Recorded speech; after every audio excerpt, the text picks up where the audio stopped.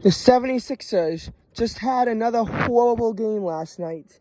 They lost 129 to 101. Literally, I don't know how this is possible. They literally look like a competent-looking team when they played the Boston Celtics. And then last game, they just completely crapped the bed. I'm not even joking. I saw some of that game because I could finally see it on prime time, and it was such a disappointment.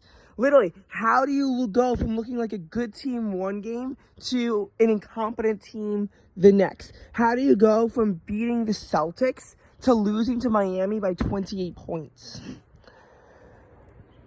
The Brooklyn Nets need to win one game, or Miami needs to lose one game, and the Nets will get the number 6 seed.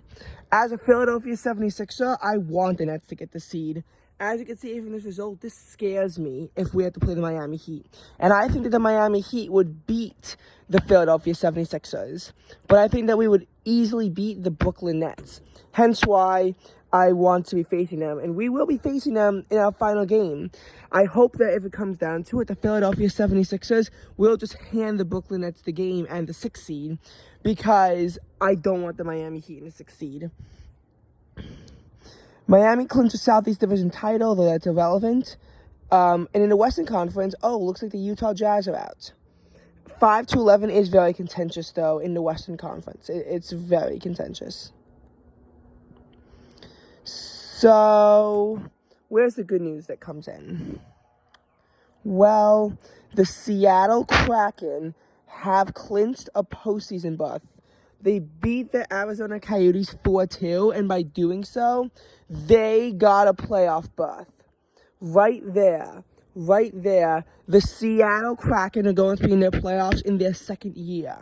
Now, it's hard to appreciate that when the Las Vegas Golden Knights literally made it to the Stanley Cup Finals in their 1st year, and how it was their 5th year playing was when they didn't make it.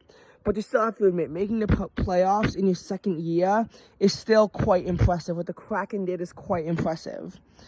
I am not really into hockey, but I do want to see the Seattle Kraken succeed because my dream college, the University of Washington, is in Seattle. So, when in doubt, always root for Seattle. That's my motto, at least. If we go to the NHL clinching scenarios, we can actually see what's going on. But we can see how Kraken, this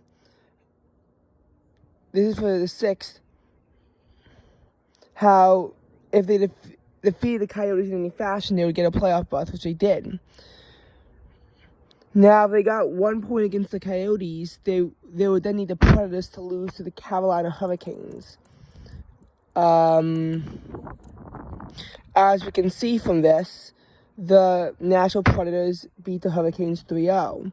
So, the Predators, because they beat them, if the Kraken lost to the Coyotes, they would have not made the playoffs yet.